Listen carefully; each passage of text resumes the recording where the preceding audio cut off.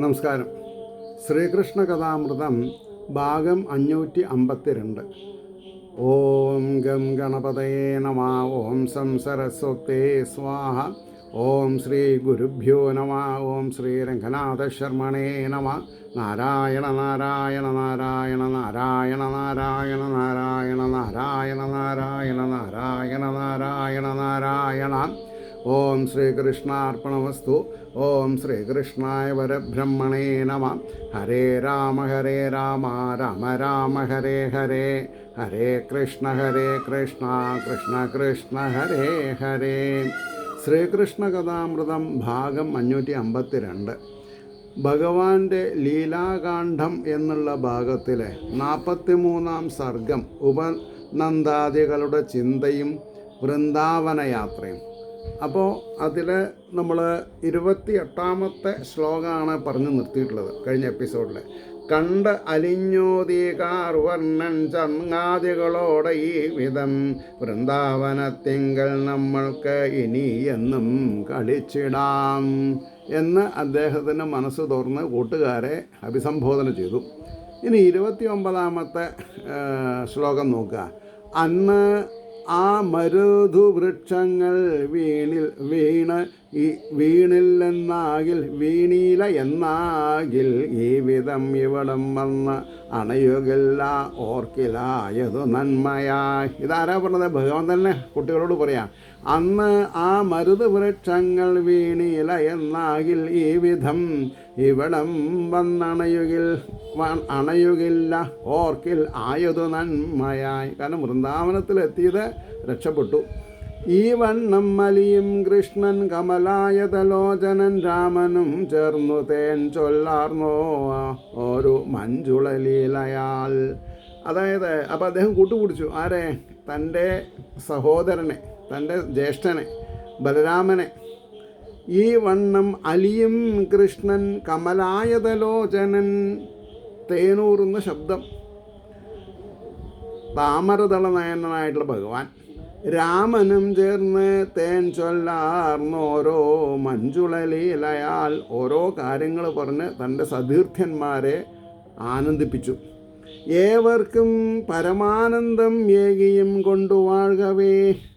ഏവർക്കും, സ്ത്രീ പുരുഷ വൃദ്ധരെന്നോ ബാലന്മാരെന്നോ യുവാക്കളെന്നോ എന്നുള്ള വ്യത്യാസമൊന്നുമില്ല അദ്ദേഹത്തിന്. അപ്പോൾ ഏവർക്കും പരമാനന്ദം ഏകിയും കൊണ്ടുവാഴ്കവേ ചങ്ങാതിമാരോടും ചേർന്ന് പൈക്കിടാങ്ങളെ മേയ്ക്കാൻ വേണ്ടി തുടർന്നു വന്നാരൊട്ടൊട്ടു ദൂരത്തായി മെല്ലവേ. ആദ്യം കുറച്ച് ദൂരത്ത്, അടുത്ത ദിവസം കുറച്ചുകൂടി ദൂരത്തേക്ക് പോകും.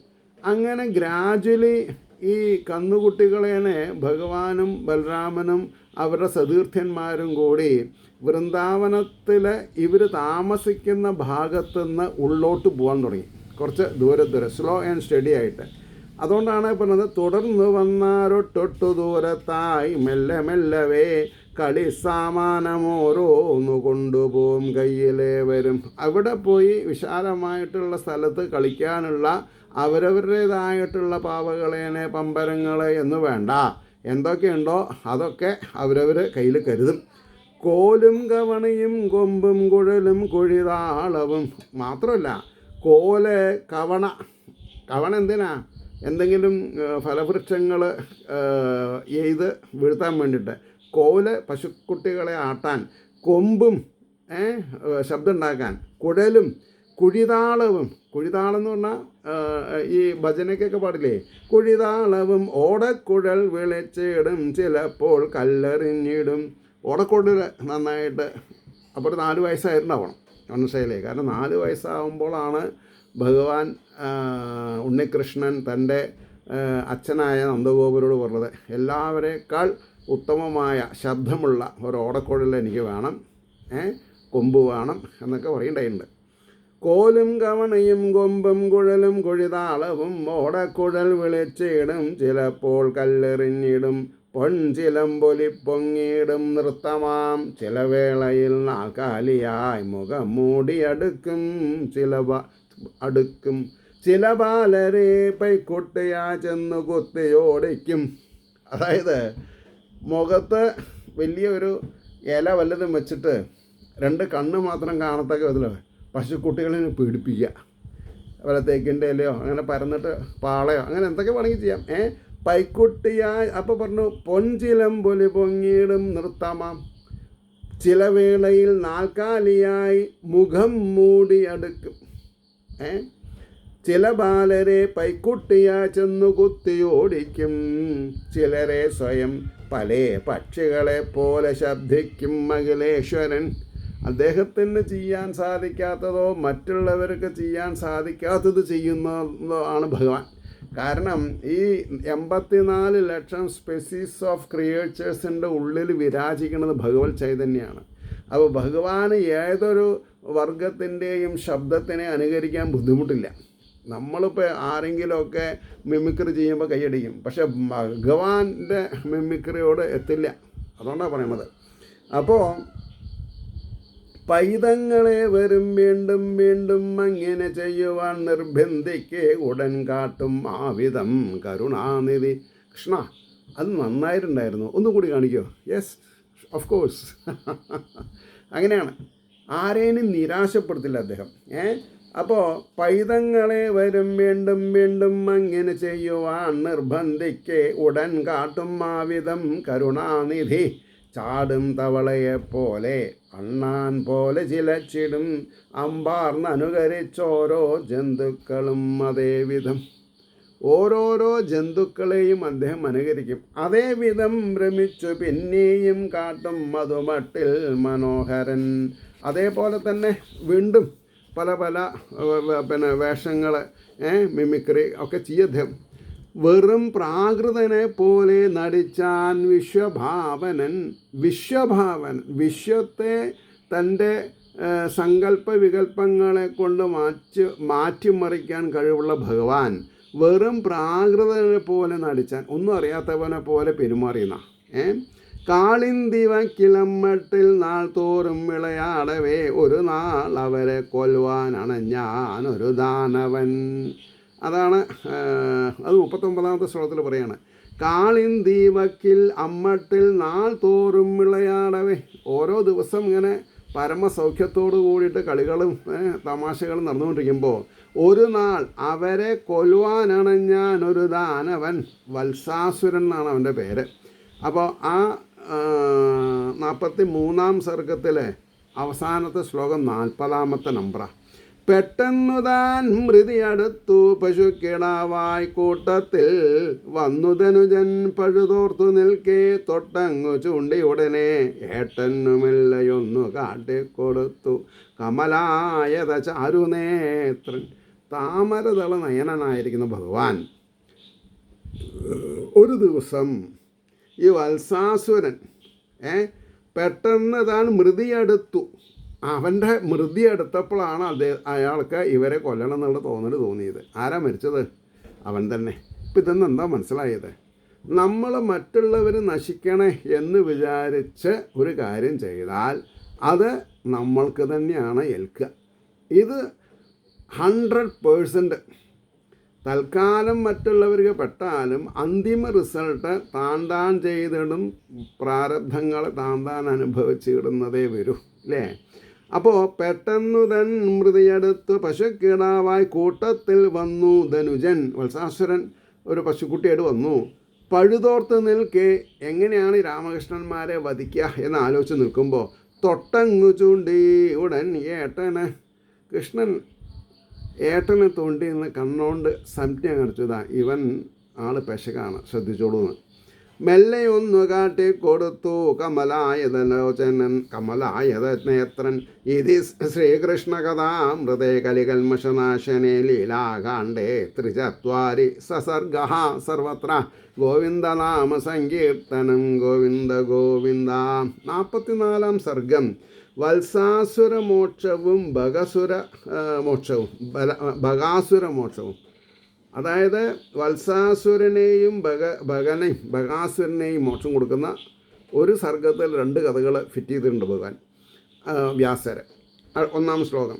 ഉടൻ പൈക്കിടാവെച്ചെന്ന് അറിയാത്തതുമാതിരി ഈ വത്സാസുരൻ ഒരു പശുവിൻ്റെ കൂടെ അല്ല പിന്നെ വേഷത്തിൽ വന്നു പറഞ്ഞില്ലേ, ആ പശുവിൻ്റെ അടുത്ത് ഉടനെ പൈക്കിടാ വെച്ചെന്നറിയാത്തതും മാതിരി തടവിക്കൊണ്ട് ഒന്ന് തൊട്ടു തലോടി പിൻകാലും വാലും കൂട്ടിപ്പിടിച്ചു താൻ. ആരെ? ഏട്ടൻ. പിൻകാലും വാലും കൂട്ടിപ്പിടിച്ചു താൻ വട്ടം ചുഴറ്റി മേൽപോട്ടേക്ക് ആഞ്ഞെറിഞ്ഞാൻ ബലാനുജൻ. അല്ല, ശ്രീകൃഷ്ണൻ തന്നെ ചെയ്ത് ബലൻ്റെ അനുജൻ ബലാനുജൻ. ആ ഒരു തമാശ കണ്ടോളൂ ഏട്ടാന്ന് പറയണ്ടായല്ലോ. അപ്പം എന്ത് ചെയ്തു? തടവിക്കൊണ്ടു പിൻകാലും വാലും കൂട്ടിപ്പിടിച്ചു താൻ വട്ടം ചുഴറ്റി മേൽപോട്ടേക്ക് ആഞ്ഞെറിഞ്ഞാൻ ബലാനുജൻ ലന്തപ്പഴങ്ങൾ കൊമ്പോടെ വീഴ്ത്തിനാൻ. ആ പെരും തടി ലന്തപ്പഴങ്ങളുടെ കൊമ്പുകളിൽ തട്ടി വൃക്ഷമാകെ ഒന്ന് കുലുങ്ങി, പഴുത്തു നിൽക്കുന്ന പഴങ്ങളൊക്കെ വീണു. കിടാങ്ങൾ അത്ഭുതപ്പെട്ടു തീവാർ മുകിൽ വർണ്ണനെ.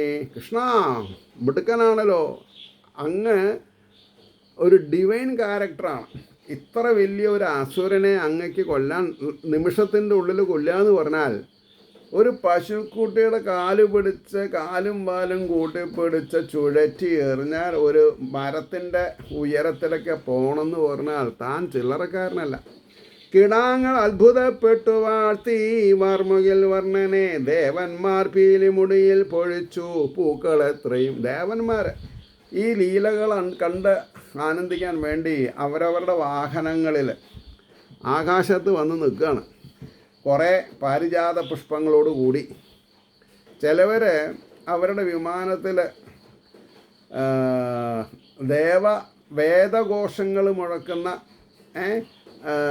ദേവലോകത്ത് അടിക്കുന്ന പെരുമ്പറകളൊക്കെ ഫിറ്റ് ചെയ്തിട്ടാണ് വരുന്നത്. എന്താ ഇവിടെ ഭൂമിയിലെ കൃഷ്ണൻ്റെ അലൗകികമായ ഒരു കർമ്മം കണ്ടാൽ ചിലവർ പെരുമ്പറ അടിക്കും, ചിലവർ പാട്ട് പാടും, ചിലവർ നൃത്തം പാടും, ചിലവർ പുഷ്പവൃഷ്ടി ചെയ്യും. അങ്ങനെയാണ്. അപ്പോൾ കിടാങ്ങൾ അത്ഭുതപ്പെട്ടു വാഴ്ത്തി വാർമുകിൽ വർണ്ണനെ. ദേവന്മാർ പീലിമുടിയിൽ പൊഴിച്ചു പൂക്കളെത്രയും. സുധാമാവ് തുടർന്നുള്ളോർ ഉച്ചയ്ക്ക് അന്നു മടങ്ങവേ. ഉച്ചയ്ക്ക് അവർ മടങ്ങുകയാണ്. സുധാമാവ് തുടർന്നുള്ളോർ ഉച്ചയ്ക്ക് മടങ്ങവേ കരിമ്പഴുക്കയാം ലന്തപ്പഴം പൂമ്പട്ടിലാവതും. കരിമ്പഴുക്ക, നന്നായിട്ട് പഴുത്തിട്ടുള്ള ലന്തപ്പഴങ്ങൾ പൂമ്പട്ടിലാവതും പൊതിഞ്ഞു കൊണ്ടുപോയി അമ്പാർന്ന് ഏവർക്കും നൽകി. അങ്ങനെ വൃന്ദാവനത്തിലുള്ളവർക്കൊക്കെ ലന്തപ്പഴം. ഇതെങ്ങനെയാ? ഇത് നിങ്ങൾ കണ്ടില്ലല്ലോ. നമ്മൾ കൃഷ്ണനില്ലേ, അദ്ദേഹം ഒരസുരൻ പശുക്കിടാവായിട്ട് വന്നു ഞങ്ങളുടെ കൂട്ടത്തിൽ ഇവരെ വധിക്കാൻ വേണ്ടി. ഞങ്ങളൊന്നും അറിഞ്ഞില്ല. ഇദ്ദേഹം പോയി മെല്ലെ അയാളെ ഒന്ന് തലോടി, ഒന്ന് പിന്നിലേക്ക് മാറി നിന്ന് പിൻകാലുകളും വാലും കൂടി രണ്ട് കൈകൊണ്ടും പിടിച്ച് ചുഴറ്റി ഒരു ഏറെറിഞ്ഞു. അത് വലിയൊരു ലന്തവൃക്ഷത്തിൻ്റെ മുകളിൽ പോയിട്ട് ആ വൃക്ഷത്തിനെ പ്രകമ്പനം കൊള്ളിച്ചിട്ടാണ് താഴെ വീണത്. അപ്പോൾ ഇതൊക്കെ ഞങ്ങൾ പെറുക്കി കൊടുക്കുന്നതാണ്, നിങ്ങൾക്ക് കഴിക്കാം, കുഴപ്പമൊന്നുമില്ല. അപ്പോൾ പൊതിഞ്ഞും കൊണ്ടുപോയി അമ്പാർന്നേവർക്കും നൽകി. അങ്ങനെ വത്സാസുരൻ വന്ന കഥ വിസ്തരിച്ചുര ചെയ്യവേ. വിസ്തരിച്ച് പറഞ്ഞു, മനസ്സിലാക്കി. ഗോപീജനങ്ങളും മറ്റും ആശ്ചര്യത്തോടെ കേട്ടുടൻ. ഭഗവാനെപ്പറ്റി എന്തു പറഞ്ഞാലും ആശ്ചര്യമാണ് ആർക്ക്? ഗോപസ്ത്രീകൾക്ക്.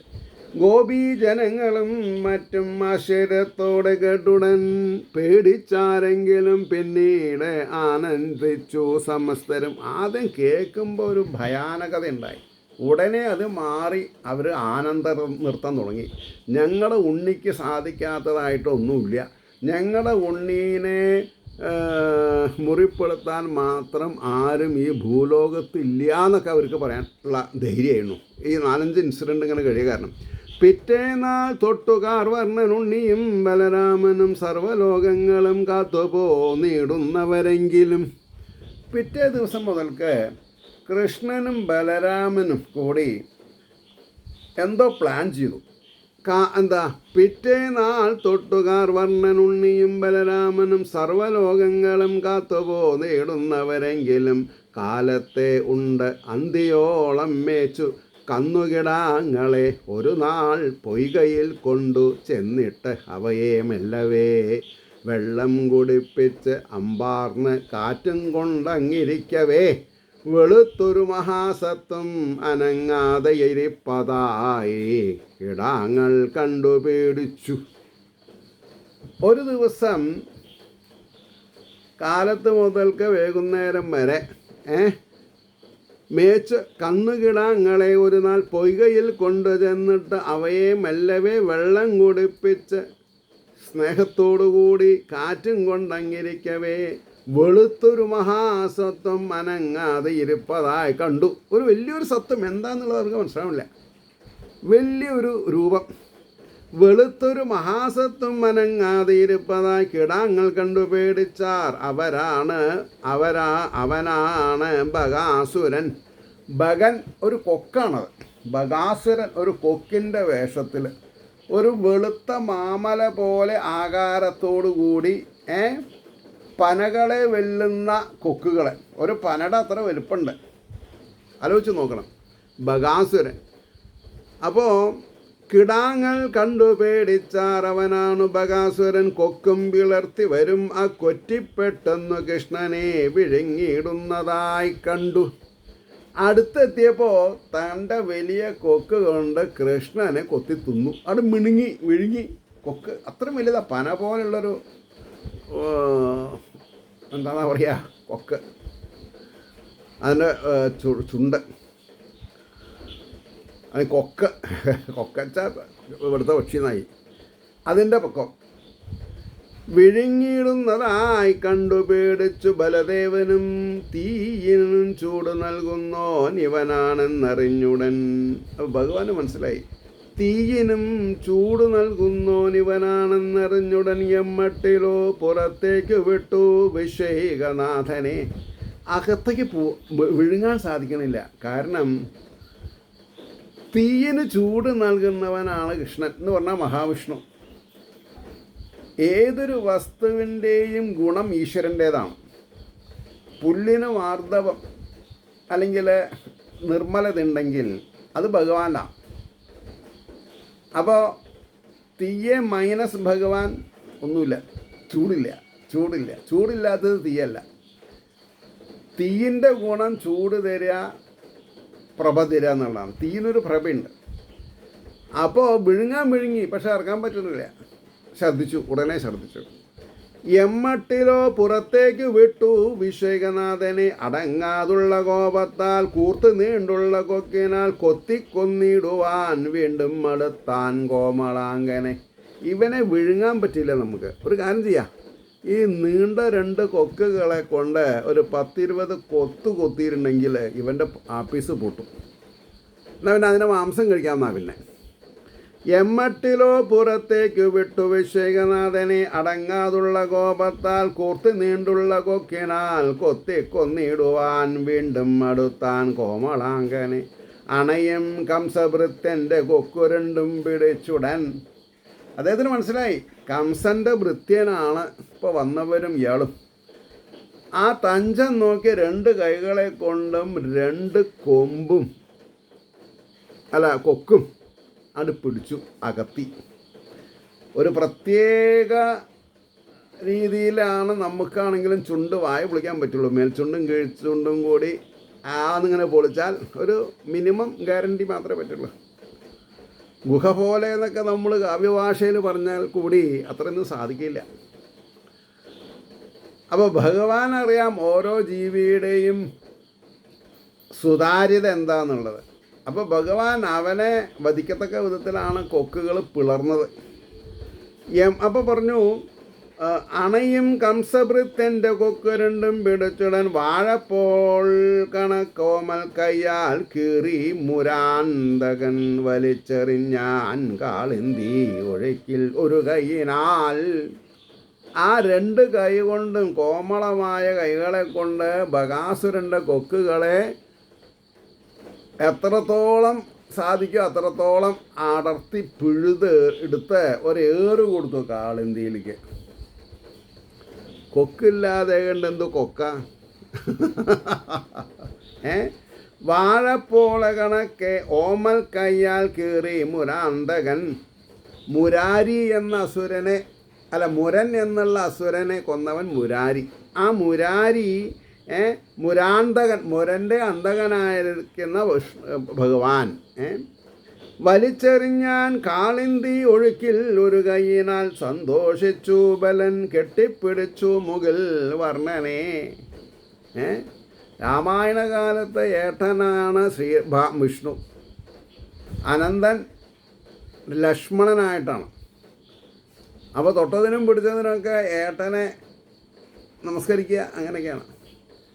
ഇവിടെ അദ്ദേഹം അനിയനും ആനന്ദമൂർത്തിയായിട്ട് ഏട്ടനായിട്ടാണ്. അപ്പോൾ പിന്നെ ഏട്ടൻ അനിയനെ വാരി പുണർന്നു സന്തോഷാധിക്യം കൊണ്ട്. ആലോചിച്ച് നോക്കണം. അപ്പോൾ സന്തോഷിച്ചു ബലൻ കെട്ടിപ്പിടിച്ചു മുകിൽ വർണ്ണനെ കിടാങ്ങൾ ആർപ്പതോടൊപ്പം. അപ്പോഴേക്കും ഈ ഫ്രണ്ട്സ് സർക്കിളൊക്കെ ആർത്ത് വിളിച്ചു. പെയ്തു പിന്നവർ പൂമഴ. അവർ നോക്കി നിൽക്കേണ്ടതൊക്കെ. അവർ പിന്നെ പൂമാരി വർഷിച്ചു. മഹാഭക്തോത്തമന്മാർ തന്മക്കളാം ബാലരേവരി. മഹാഭക്തോത്തമന്മാർ തന്മക്കളാം ബാലരേവരും ആനന്ദ നർത്തനം ചെയ്തു കുഴിതാളം പിടിച്ചുടൻ. അപ്പോൾ ഈ വൃന്ദാവനത്തിലെ കൃഷ്ണനെ ബഹുമാനിക്കുന്ന ഒരുപാട് കുട്ടികളുണ്ട്. എല്ലാവരും അവർ കൃഷ്ണനെ കീർത്തിച്ചും കൊണ്ടുള്ള ഗാനാലാപനങ്ങളൊക്കെ പാടി നൃത്തം ചെയ്യാൻ തുടങ്ങി, കുഴിതാളത്തിൽ താളം പിടിക്കാൻ തുടങ്ങി. മഹാഭക്തോത്തമന്മാർ തന്മക്കളാം ബാലരേവരും. ഇന്ന് ഭക്തന്മാരുടെ കുട്ടികൾ കൃഷ്ണരാമ ഗോവിന്ദ എന്ന് പറയണില്ലല്ലോ, അവരമ്പലത്തിലേക്കൊന്നും പോകണില്ലല്ലോ. അവർ ഈ തലമുടിയൊക്കെ ബുഷാക്കി ഏതൊക്കെയോ ചില ആൾക്കാരുടെ പേരൊക്കെ കുത്തിവെച്ച് എന്തോ വലിയൊരു സാധനമാണ് തലമുടി എന്ന് വിചാരിച്ച് ചിലവർ ഒരു ദിവസം വൈറ്റ് കളറാണെങ്കിൽ പിന്നെ ദിവസം ബ്രൗണ്, പിന്നെ സിൽവറ്. എന്താ അത് ഇത്ര അതപ്പതിക്കണോ? എന്നാൽ അച്ഛനമ്മമാർക്ക് വല്ല സേ ഉണ്ടോ ഇതിൽ? ഇല്ല. അവർ കുട്ടികൾ എന്തെങ്കിലും പറഞ്ഞാൽ തൂങ്ങി മരിച്ചാൽ ബുദ്ധിമുട്ടായി, പ്രാരബ്ധമായി. എന്താ വെച്ചാൽ ചെയ്തോട്ടെ, അവർ കണ്ണടയ്ക്കും.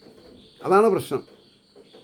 ആദ്യത്തെ തെറ്റ് തന്നെ നിഷ്കർഷിച്ച് മാറ്റിയാൽ നമ്മൾ രക്ഷപ്പെടും. അതാണ് അച്ഛനും അമ്മയ്ക്കും കുട്ടികളെ സ്നേഹിക്കാം.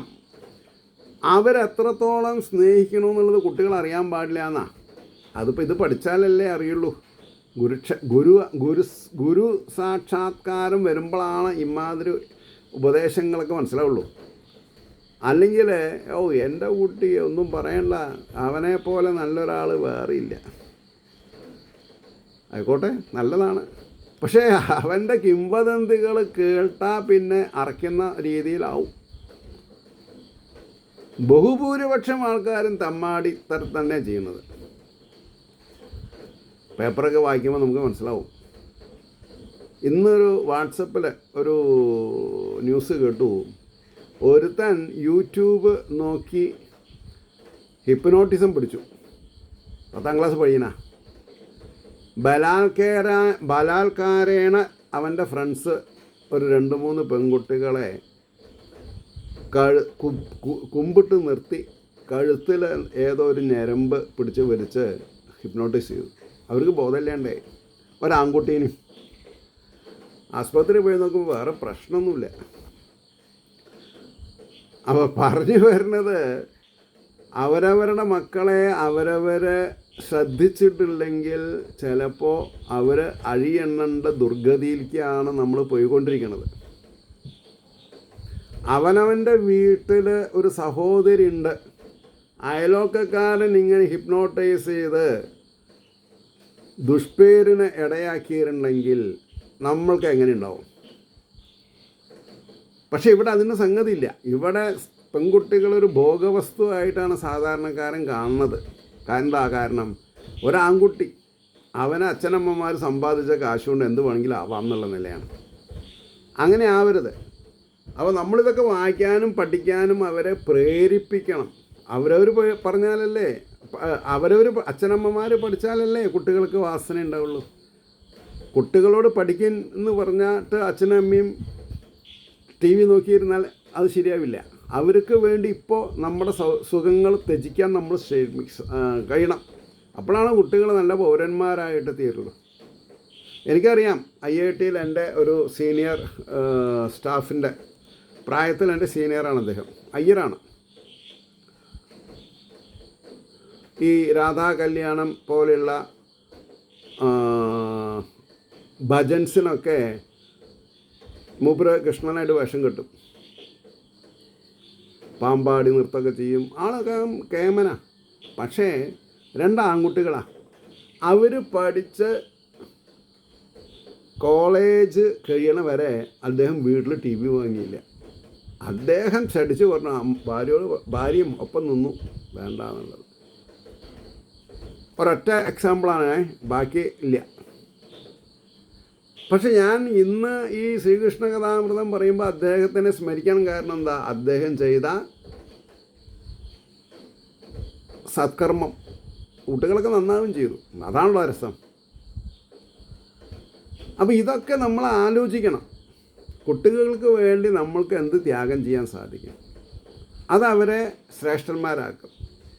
അപ്പോൾ ഇവിടെ ആനന്ദനർത്തനം ചെയ്തു കുഴിതാളം പിടിച്ചുടൻ ജഗന്മംഗളമാം സ്വസ്ത്രം കൊണ്ടു സേവിച്ചു ദേവകള് ജഗത് മംഗളം, ജഗത്തിന് മംഗളം ഉണ്ടാക്കത്തക്ക വിധത്തിൽ ഭഗവാനെ പറ്റി സ്തുതിച്ചു. സ്വസ്ത്രങ്ങൾ ഉരുവിടാൻ തുടങ്ങി.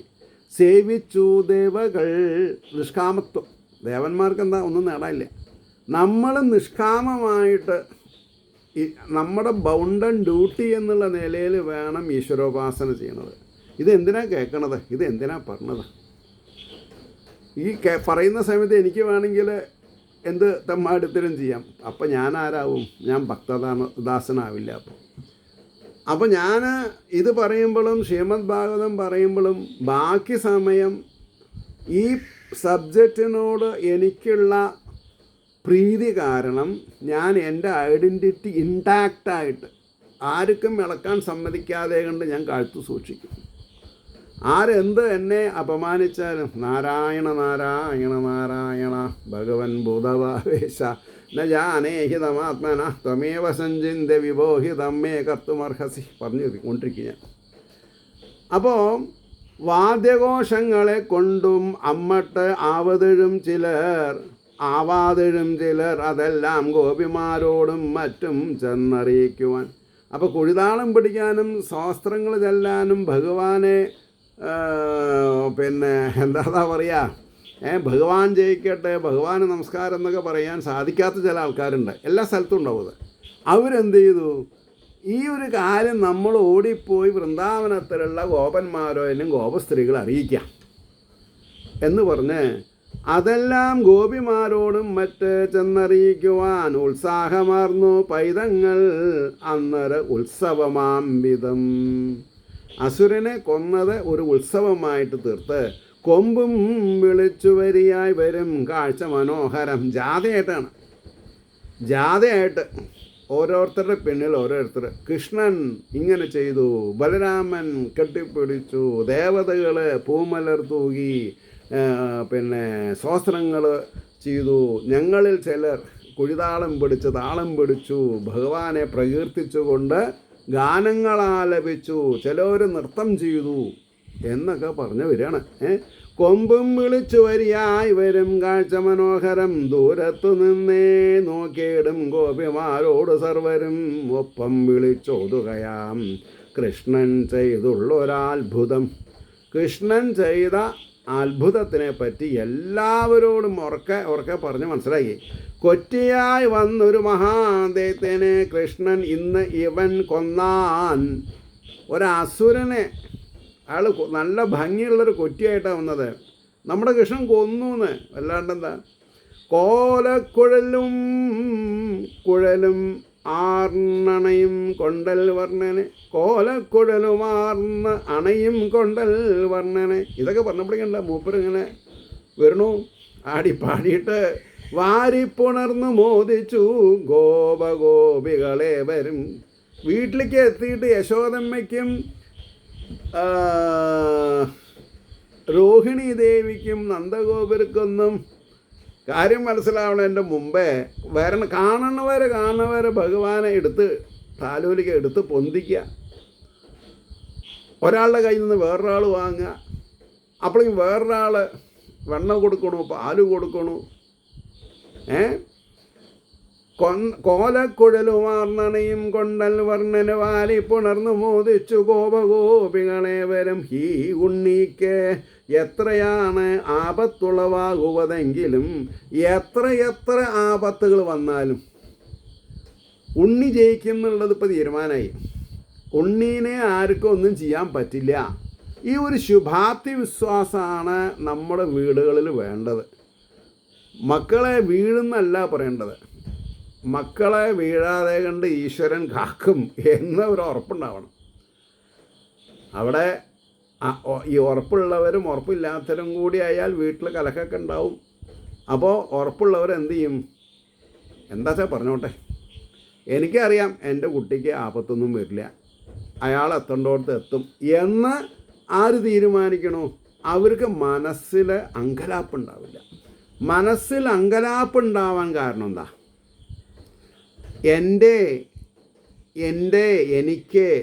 എനിക്കെന്നും എൻ്റേതെന്നുള്ള മമത വരുമ്പോഴാണ്.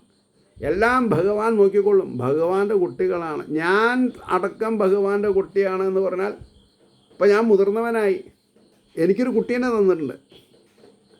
അയാളെ യുവാവാണെങ്കിലും അയാളെ ശ്രദ്ധിക്കാൻ ഭഗവാനുണ്ട്. ഭക്തിയുടെ പല പ്രതലങ്ങളുണ്ട്. അതുകൊണ്ടാണ് പറഞ്ഞത്, ഈ ഉണ്ണിക്ക് എത്രയാണ് ആപത്തുളവാകുവതെങ്കിലും ദ്രോഹിക്കുന്നോർക്കു താൻ നാശം. ഇത് ഞാൻ മുമ്പ് തന്നെ പറഞ്ഞു. ആരെ ദ്രോഹിക്കണമെന്ന് വിചാരിക്കണോ അവനാണ് ദ്രോഹം വന്നണയുക. ഇത് മനസ്സിലാക്കിയാൽ ആരെങ്കിലും ദ്രോഹം ചെയ്യുമ്പോൾ പാലം കുലുങ്ങിയാലും കേളം കുലുങ്ങില്ല എന്നുള്ള അർത്ഥത്തിൽ ഉള്ള അവസ്ഥയിൽ നമ്മൾ മിണ്ടാണ്ടിരുന്നാൽ മതി. നമ്മൾ പ്രതികരിക്കരുത്. പ്രതികരിച്ചാൽ അവരും നമ്മൾ ഒരേപോലെ. കള്ള് കുടിച്ച് വന്ന് നമ്മളെ അസഭ്യം പറയുന്നവനെ നമ്മളും അസഭ്യം പറഞ്ഞാൽ കള്ള് കുടിക്കാണ്ട് നമ്മൾ മോശക്കാരനായി. അവൻ കള്ള് കുടിച്ചിട്ടാണ് മോശക്കാരനാവുന്നത്. ഈ വ്യത്യാസം നമുക്ക് അറിയാൻ സാധിക്കണം. ദ്രോഹിക്കുന്നോർക്കു താൻ നാശം നന്മയെ ചെയ്വൂ മന്നിൽ നാം. നമ്മൾ നന്മ മാത്രം ചെയ്തു വന്നാൽ മതി. അത്രയല്ല ഇവനോടേറ്റ മഹാപാപികളൊക്കെയും തന്നെത്താൻ ചാകയാം. ആരും രക്ഷപ്പെട്ടില്ല. നമ്മുടെ ഉണ്ണീനെ ദ്രോഹിക്കാൻ വന്നവരാരും രക്ഷപ്പെട്ടിട്ടില്ല. തന്നെത്താൻ ചാകയാം വന്നു തീയിൽ പാറ്റകൾ പോലവേ. തീയിൽ പാറ്റകൾ വീണ് നശിക്കുന്ന പോലെതാ. ഉപനന്ദൻ മഹാധന്യൻ. ഉപനന്ദൻ മഹാധന്യൻ നന്ദൻ്റെ അനിയൻ തന്നെയാണ്, ഉറപ്പായി. ഉപനന്ദൻ മഹാധന്യൻ നന്ദനോടോതി ഇങ്ങനെ ഗോകുലാധിപനും പുണ്യാത്മാവോടരുളിമല്ലവേ. ബ്രഹ്മജ്ഞാനികൾ തൻ വാക്യം കളവാകില്ലൊരിക്കലും. അല്ല ഏട്ടാ, ബ്രാഹ്മണർ പറഞ്ഞ കാര്യങ്ങളുണ്ട്, ഗർഗമുനി പറഞ്ഞ കാര്യങ്ങളുണ്ട്, അതൊരിക്കലും കളവാവാൻ നിവർത്തില്ല. ഈ കുട്ടീനെ ആർക്കും നശിപ്പിക്കാൻ പറ്റില്ല. ഈ കുട്ടീനെ നശിപ്പിക്കണമെന്ന് വിചാരിക്കുന്നത് സ്വയം നശിച്ചോളുന്ന. ബ്രഹ്മജ്ഞാനികൾ തൻ വാക്യം കളവാകില്ലൊരിക്കലും. അപ്പം ഞാൻ എൻ്റെ അച്ഛനെ, എൻ്റെ ഗുരുനാഥനെ ബ്രഹ്മജ്ഞാനികളായിട്ട് ഞാൻ സ്വീകരിച്ചിട്ടുണ്ട്. അതുകൊണ്ടാണ് എനിക്കിത്ര കാര്യങ്ങൾ പറഞ്ഞ് ഒപ്പിക്കാൻ സാധിക്കുന്നത്. അവരുടെ ഒരു അനുഗ്രഹാശിസ്സുകൾ. ഞാൻ ബ്രഹ്മജ്ഞാനി ആയിട്ടില്ല.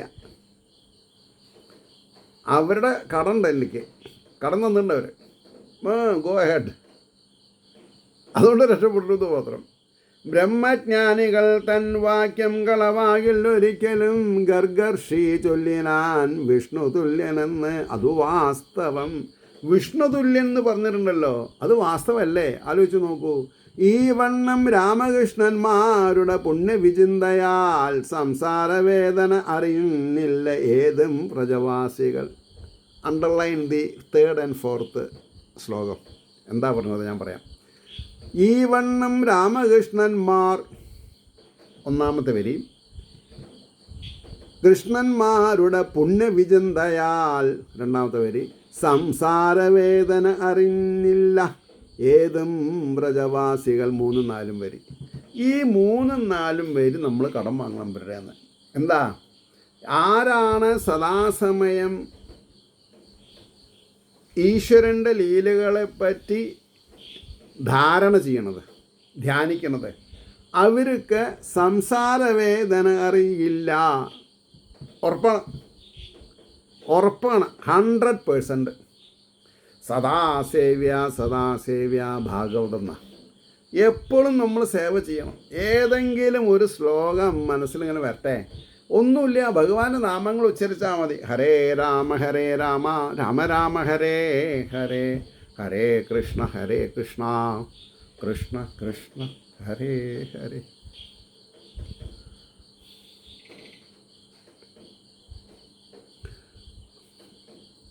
അവസാനത്തെ ശ്ലോകം 27. രാമാനുജൻ ആര്? ബലരാമൻ്റെ അനിയനെ ശ്രീകൃഷ്ണൻ. ചിറപടുക്ക ഒളിക്കൽ നീന്തൽ സാമാന്യനായി കവികൾ പോലെ മരങ്ങൾ ചാടൽ. ചിറപടുക്ക എന്ന് പറഞ്ഞാൽ